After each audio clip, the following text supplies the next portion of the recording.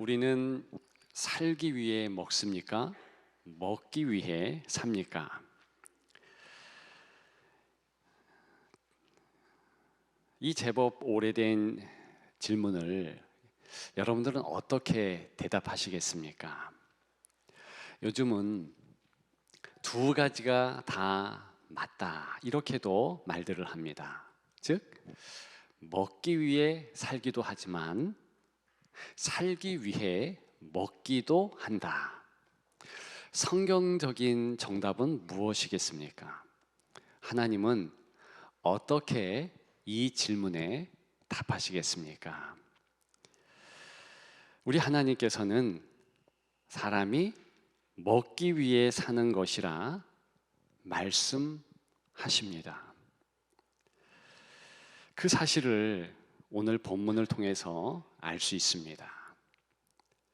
오늘 본문은 4,000명을 먹이신 예수님의 이야기가 담겨 있습니다.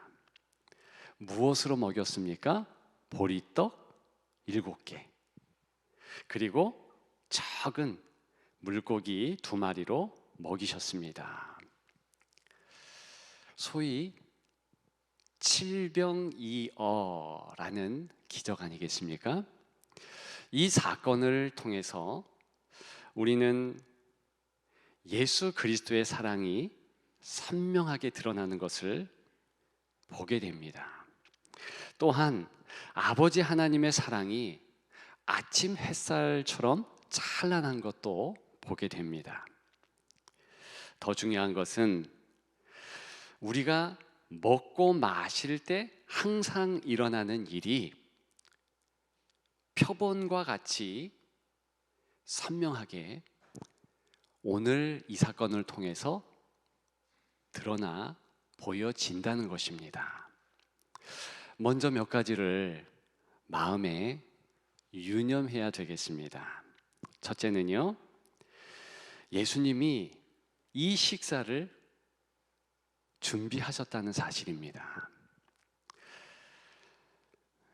1절에 보게 되면 큰 무리가 있는데 먹을 것이 없다고 했습니다. 2절에도 동일한 내용이지요. 사흘이 지났는데도 먹을 것이 없다 했습니다. 강조지요. 광야예요. 동리는 멀리 떨어져 있습니다. 문제는 사람들이 3일 동안 예수님과 함께 있었는데도 불구하고 먹을 것이 없었다는 것입니다. 3일 굶었어요. 누가 가장 배고플까요? 말하는 예수님일까요? 듣고 있는 제자들을 비롯한 많은 사람들, 거기에는 어린아이들도 있지요. 청중이었을까요? 그것은 모릅니다. 왜? 오늘 본문에는요, 우리가 읽었지만 그에 대한 힌트는 전혀 없습니다. 누가 큰 무리가 그렇게 먹지 못함에 대하여서 노심초사했겠습니까? 누가 전전긍긍 제일 많이 했겠습니까? 본문을 통해서 알 수 있습니다. 예수 그리스도이시지요. 예수님께서 무리를 보면서 불쌍히 여기셨다 그랬습니다. 제자들을 보면서 어떻게 해야 되는 것 아닌가? 먹을 것이 있는가? 질문하셨습니다. 뭘 얘기하냐면 지금 이 식사에 최대 관심 가진 분은 예수님이시고 예수님이 이 식사를 처음부터 마련하실 마음이 있었으며 마련하고 계신다. 이것을 본문을 통해서 알 수 있겠습니다. 더 나아가서 예수님은 그 적은 몇 개의 보리떡, 적은 2마리의 생선을 제자들이 답했을 때 가져오라고 하십니다. 그리고 축사하시지요. 우리는 이 일련의 과정을 통해서 예수님이 이 식사를 준비하셨다라는 사실을 알 수 있겠습니다.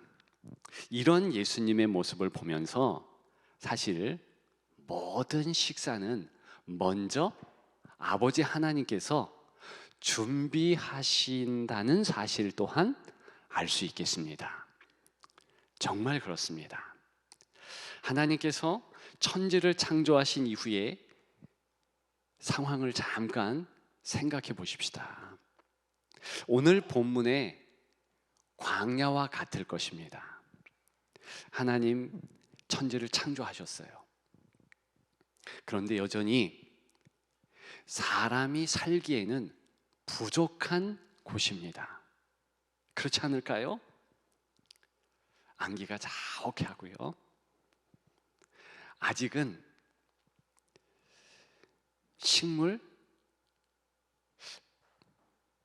사람이 먹을 거 그런 것들이 부족했지요. 창세기 2장 9절에 보면 하나님께서 그런 상황을 아시고 창조 이후에 행하신 행동이 도드라집니다. 에덴 동산을 창설하셔요. 만드셨다는 이야기죠. 왜 만드셨습니까? 사람을 위함이에요. 그래서 성경에 보게 되면 그 에덴 동산에 사람을 두셨다 그랬습니다. 그러면서 또 한 가지가 강조됩니다. 그곳에 먹기에 좋은 나무가 있게 하셨다라는 사실입니다. 왜 그 사실이 중요할까요? 사람의 먹거리를 하나님께서 만들어 주셨다는 거잖아요. 이런 생각이 듭니다. 성인 두 사람을 하나님께서 창조하셨는데 동일하게 금방 따먹을 수 있는 나무를 창조하셨다는 말인가? 맞습니다. 우리 예전에 어릴 때 닭이 먼저냐 달걀이 먼저냐 그런 내용을 말했잖아요. 닭이 먼저죠. 성경적으로는 그렇게 해답이 있습니다.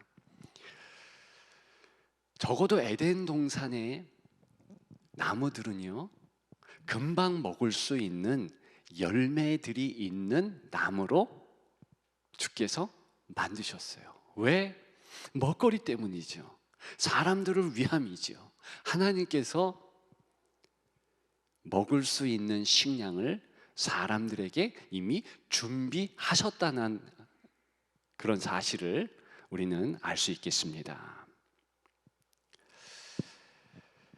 제가 볼 때는요, 에덴 동산에 각종 보약이 나무 위에 달려 있는 거예요. 열매가 보약 아니겠습니까? 고기를 먹지 않았습니다. 다른 비타민제를 먹지 않았어요. 그런데 성경에 보면 이 사람들의 피부가 좋고요, 살이 토실하고요, 아무 어려움이 없었다는 것을 알 수 있습니다. 게다가 당도는 얼마나 컸겠습니까? 맛이 좋았다는 거예요. 크게 관련성은 없지만 선악을 알게 하는 나무의 실과를 따 먹었다. 그 결과가 오늘 이 본문의 사건, 우리 먹거리와의 관련성에서 보자면 성경을 이해하고 받아들이는 데 대해서는 뭐 그렇게 크게 중요한 것은 아닙니다. 그런데 선악을 알게 하는 나무의 실과를 먹은 이후에 사람에게 한 가지 변화가 있었지요. 그것은요, 먹는 것에 대한 식욕이 달라지고 또 음미하는 그런 미각 변했다는 것입니다. 그 이전에는 하나님이 주시는 것이 다 좋았어요. 그 말은 어떤 것도 다 맛이 있었다는 뜻입니다. 영양가도 만점이었지요. 그런데 이제는 하나님처럼 된 사람이 취사 선택을 합니다. 범죄한 이후에 에덴 동산에서 추방되었으니 망정이지, 에덴 동산에 있다 한들 아마도 에덴 동산이 제대로 되지 않았겠지요. 왜냐? 어떤 것은 맛있다 싶어서 다 먹을 것이고, 어떤 열매는 거들떠보지도 않았을 듯합니다. 이것이 사람에게 초래된 변화의 한 모습이 아닐까 싶습니다. 어쨌든 그 이후에 범죄한 이 인생들에게 하나님은 먹거리에 대한 특별한 명령을 하십니다. 이제 땅을 개간해야 된다. 창세기 3장 18절에 보면 그 땅은 가시덩굴과 엉겅퀴를 낸다 했습니다.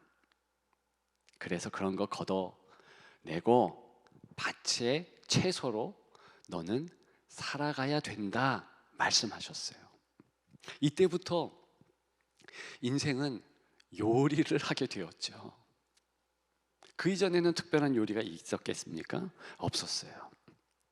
그리고 더 이후에 노아 이후부터는 이제 육식도 가능하게 된 것이지요. 먹을 것이 없어졌으니까. 아무튼 그런 일련의 과정들을 가만히 보면 우리가 하나님을 오해할 수 있습니다. 하나님이 어떻게 모든 식사에 먹거리를 주시나? 모든 식사를 하나님이 준비하시나? 하나님께서 수고하시나? 네, 맞습니다. 성경은 그 부분에서 확실히 그렇다고 답합니다. 농부의 견해를 보면 제가 무슨 말씀을 드리고 있는지 알 것입니다. 농부들이 밭작물, 논작물을 얻기 위해서 수고하잖아요. 그런데 그들이 이구동성으로 말을 합니다. 날씨에 따라서 일조량과 이 비의 강수의 양에 따라서 농작물은 너무 차이가 난다. 아무리 우리가 농사꾼이 열심히 한다 해도 비가 제때 오지 아니하고 해가 제때 뜨지 아니하면, 또 해가 너무 과다하게 비치면 1년 농사 망친다. 여러분, 그렇지요. 분명히 그렇지요. 쌀 밑자가 88, 그 숫자가 들어간다 하지 않습니까? 88번의 농부의 수고. 그런데 아무리 88번 농부가 수고한다 해도 일기가 좋지 않으면, 즉 하나님께서 준비하고 수고하지 않으시면 아무 소용이 없는 거예요. 식탁을 차리는 주부들이시여, 식탁을 차리면서 그 이전에 우리 하나님께서 준비한 것이며 나는 그저 약간의 일손을 보태는 것뿐이다, 그렇게 스스로 마음에 새기십시오. 그것이 사실이에요. 오늘 본문에도 보지만 예수님께서 열심히 준비하셨잖아요. 만일 예수님께서 그렇게 시작하고 과정을 만들어 주시고 결론을 내주시지 않으면 이 칠병이어의 기적이 없습니다. 모든 우리의 식사는 그와 같습니다. 하나님께서 만들어 주신다. 그래서 성경은 무엇을 먹을까, 무엇을 입을까 염려하지 말라 그랬습니다. 특별히 무엇을 먹을까 염려치 말라는 거예요. 왜요? 여호와 이레, 바로 모든 식사에 대하여서 하나님의 준비하심이 있다는 것입니다. 기억하는 여러분들 되시기를 주님의 이름으로 축복합니다. 두 번째로 예수님은 오늘 이 식사를 축복하셨습니다.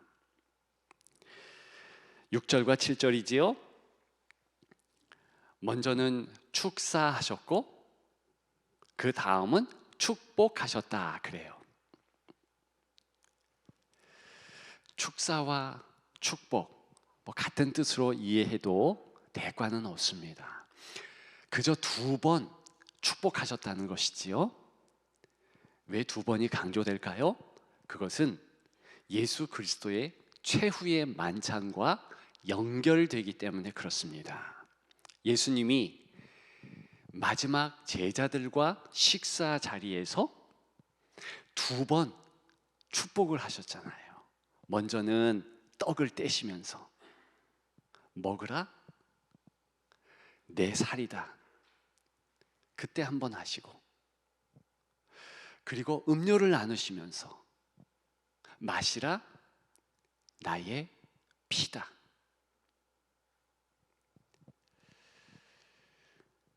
대사는 틀려요. 그런데 모든 것이 동일합니다.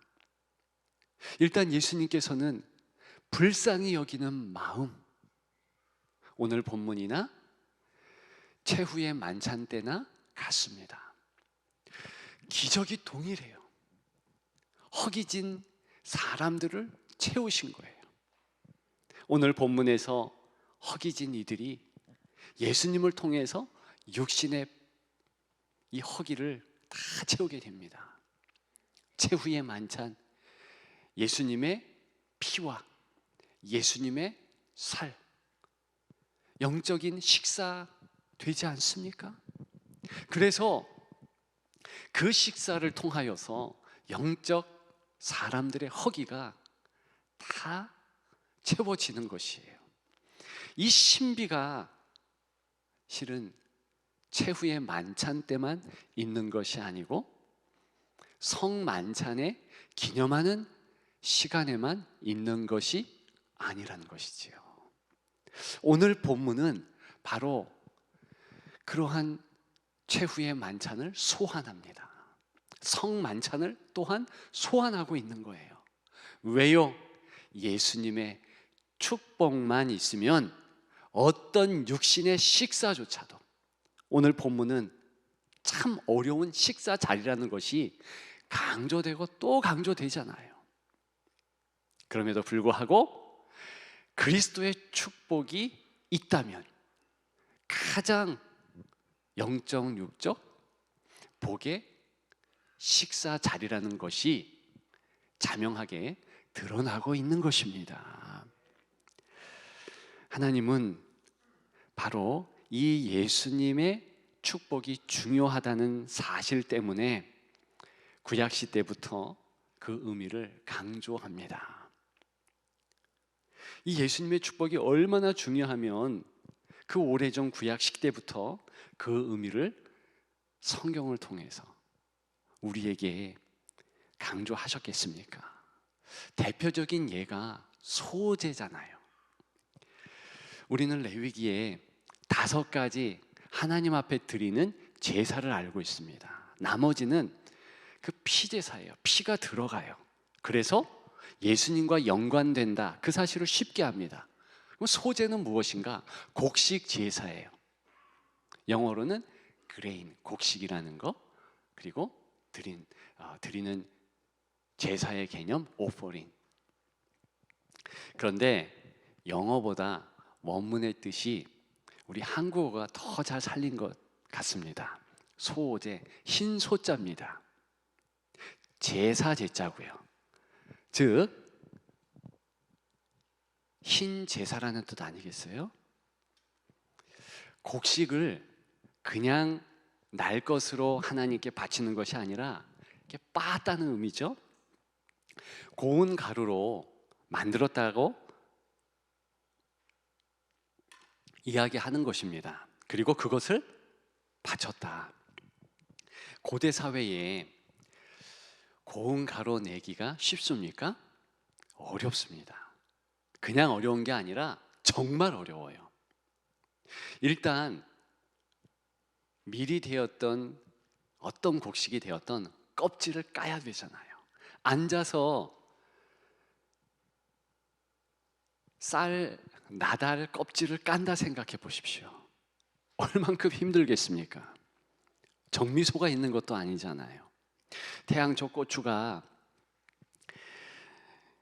아무리 그것이 좋아도 꼭지를 딴 것과 안 딴 것, 그래서 꼭지 따지 않아서 가른 것과 딴 것 똑같은 품질이지만 값이 차이가 난다며요.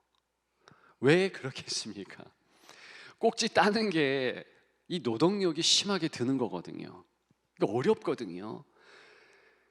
그런데 태양초도 그런데 그 작은 나달을 하나하나 깐다고 생각해 보십시오. 얼마나 어렵습니까? 게다가 그것을 고운 가루로 빻아야 돼요. 한 번 빻고, 두 번 빻고, 세 번 빻고, 이 5번 정도 빤다고 해서 고운 가루가 나오지 않습니다. 지금이야 맷돌도 좋지요. 절구도 아주 좋고, 뭐 기계도 나왔지요. 옛날에는 손수 거칠은 절구로 계속 찧어야 되는 거예요. 20번, 30번, 40번, 좋게 50번은 넘게 쪄야 되었습니다. 고운 가루를 낸 거예요. 그런데 성경을 통해서 하나님의 의아한 이 소재에 대한 말씀이 있습니다. 이 소재가 너희가 내게 주는 정성을 의미하는가? 아니다. 가장 큰 의미는 내가 너희를 향한 정성이다. 왜 그럴까요? 그 소재는요, 정확히 예수 그리스도를 예표하는 거예요. 이렇게 오늘 본문에서 예수님이 축복하시기 위해서 예수님은 빠져야 되는 거예요. 고운 가루처럼 고난, 아픔, 십자가의 모진 어려움을 감내하셔야 되는 것이지요. 그래서 예수님이 저와 여러분들을 위한 영적 음식물이 된다는 것입니다. 놀랍지 않습니까? 요한복음 6장에는 그 부분에 대하여서 예수님께서 밝히 말씀해 주십니다. 내가 생명의 떡이다. 사람들은요, 예수님에게 육신의 떡을 위하여서 나아왔었습니다. 요한복음 6장의 배경은 그래요. 오늘 본문은 칠병이어이지만 그 이전에, 가까운 이전에 예수님께서 오병이어, 보리떡 5개, 물고기 2마리로 장정만 5,000명을 먹이셨습니다. 사람들이 환호했어요. 그 다음 날에도 예수님에게 그 떡 얻어 먹으려고 나왔습니다. 그때 예수님께서 눈을 동그랗게 뜨셨겠지요. 내가 생명의 떡이다. 내가 너희에게 제공될 음식물이다. 영적인 신비 아니겠습니까?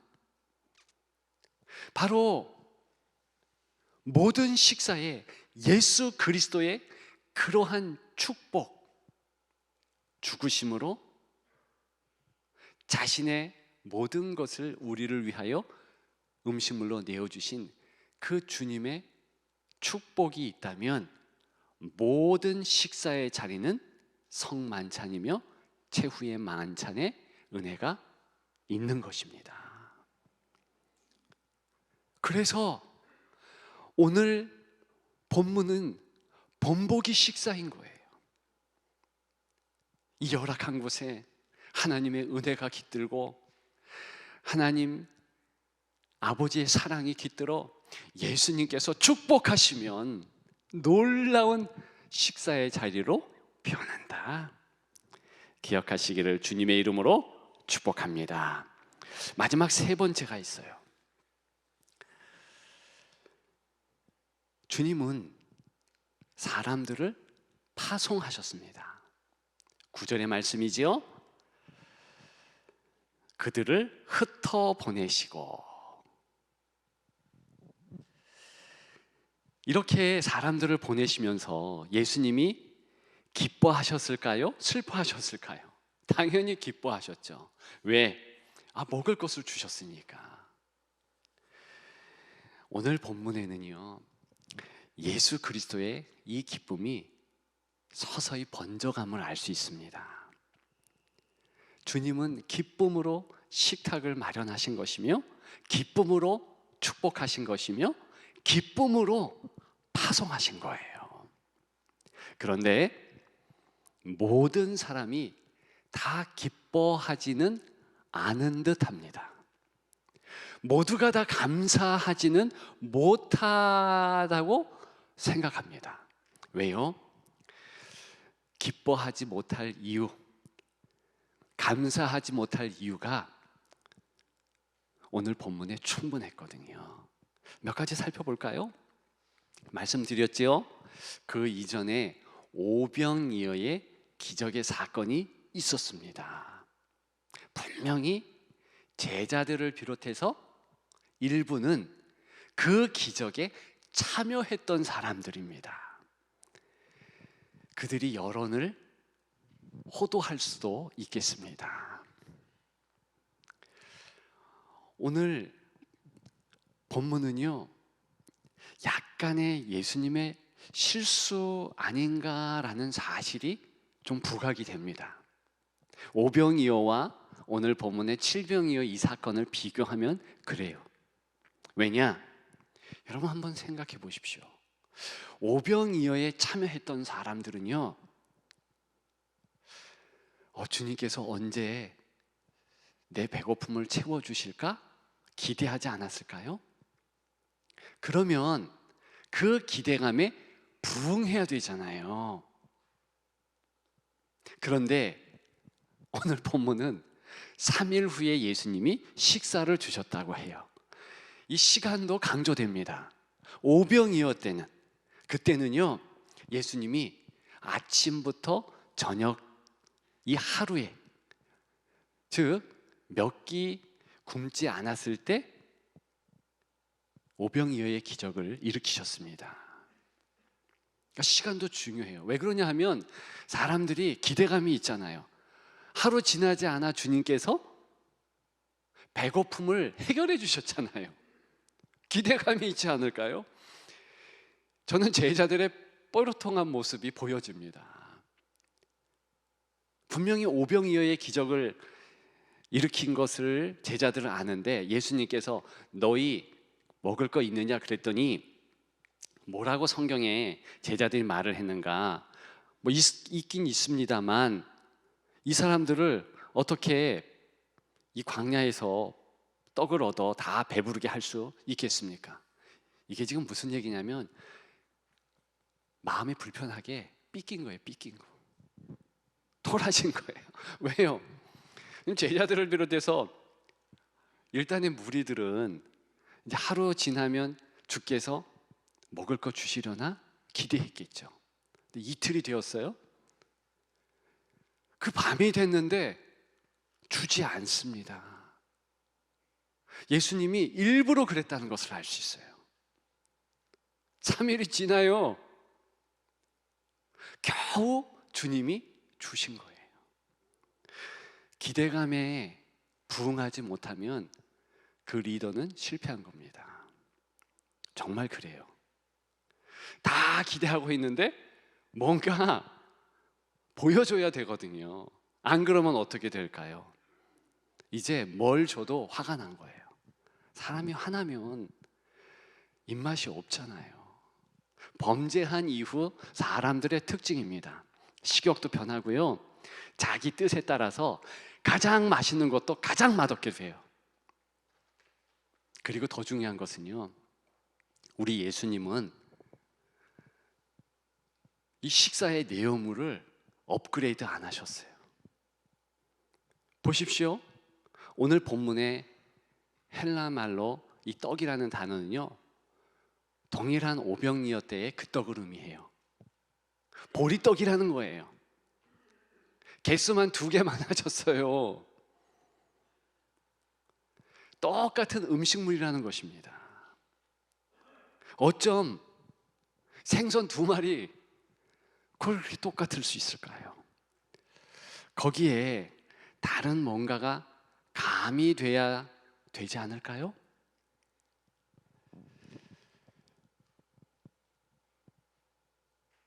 광야에서 이스라엘 백성들이 계속 나오는 만나에 불평을 토로합니다. 그런데 그 만나 한번 말씀드렸죠. 완전 음식이라고. 맛도 최고였어요. 영양가 최고였어요. 에덴 동산의 나무 열매와 같은 퍼펙트 음식이었단 말입니다. 그런데 사람들이 어떻게 했죠? 짜증이 나는 거예요. 왜 만나만 주냐는 거지요. 다른 건 먹고 싶다는 거예요. 동일한 사람들입니다. 장소도 광야 같은 곳이에요. 왜 광야 같은 곳이라 얘기했을까요? 사람도 똑같다는 거예요. 이들이 변치 않는 그러한 식사의 내용을 보면서 한숨을 쉬었을 수도 있습니다. 남겨진 그 식사의 내용물을 보면 고개가 끄덕여집니다. 7광주리가 남았어요. 그 전에는 12바구니 남았거든요. 처리해야 할 쓰레기가 어느 쪽이 더 많다는 뜻입니까? 12바구니, 7광주리. 7광주리가 훨씬 큽니다. 7광주리는요, 이 성경의 계산법에 의하면 이 광주리는 사람이 들어갈 정도예요. 바구니는 조그만 곳이에요. 그러니까 사람이 들어갈 정도의 큰 광주리에 꽉 차게 남았다는 거예요. 예수님께서 비율의 대가 아니시겠어요? 모든 것을 다 아시고 정확하게 마련해 주시는 식사 준비의 대가 아니시겠어요? 그러면 5병이었대나 7병이었대나 동일하게 비슷하게 같은 양으로 주셨다는 거예요. 그런데 어디가 훨씬 많이 남습니까? 오늘 본문에서 뭘 얘기할까요? 본문은요, 사람들의 감사하지 않는 마음, 기뻐하지 않는 태도를 말해주고 있다는 것입니다. 적어도 그 부분에 인정하지 않는다 해도요, 여기 예수님의 정서, 기쁨을 가지시고 파송하는 것은 우리가 인정하잖아요. 그런데 다 예수님의 기쁨을 가지고서 나아간 건 아니었더라. 이것도 인정하지 않습니까?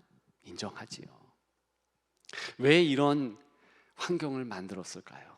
우리의 식탁의 보통 모습 때문에 그렇습니다. 우리는 어떤 이유가 되었든 식사 때에 감사하지 못할 제목이 많습니다. 제가 일전에 한 성도의 집을 신방했습니다. 여자 성도께서 식사를 잘 못하셨어요. 밥알 하나가 이 입을 통해서 식도로 넘어갈 때 칼날로 변환된 이 식도 처음부터 끝까지 위에 다다르기까지 그대로 고통을 유발한다는 거예요. 얼마나 아픈지 식사 시간이 고통의 시간이래요. 남편이 나를 사랑하고 자녀들이 본인을 사랑하는 것을 알기 때문에 그들 얼굴을 생각해서 먹을 뿐이래요. 우리는 적어도 그 정도는 아니지만 밥맛이 없을 제목이 많습니다. 내 건강에 문제가 있을 수 있고요. 자녀들의 문제 때문에 밥맛 잃을 수 있고요. 요즘에 얼마나 경제가 또 안 좋습니까? 국제 정세, 경제 환경, 모든 것이 밥맛 잃기에 충분합니다. 그럼에도 불구하고 우리 하나님은 기쁨을 가지고서 식사를 할 수 있도록 영적인 예수 그리스도의 축복 안에 기쁨이 흘러 넘치도록 만들어 주셨습니다. 그런데 우리는 그 부분을 놓치고 있는 거예요. 마치 오늘 본문에 예수님의 이 귀한 식탁에 참여했고 파송을 받으면서도 그렇다는 거예요. 아무리 조열한 식사를 한 이후에라도 그리스도의 생명력은 넘치는 것입니다. 새 힘이 나는 거예요. 독수리의 날개침 같은 그 큰 힘으로 살아낼 의지력이 생기는 거예요. 금방 말씀드린 신방 가정, 그 이야기를 하면서 우리가 예배를 드렸습니다. 예배를 드린 이후에 그분의 고백입니다. 하나님께서 내게 힘을 주시고 내게 능력을 주심으로 나는 괜찮습니다.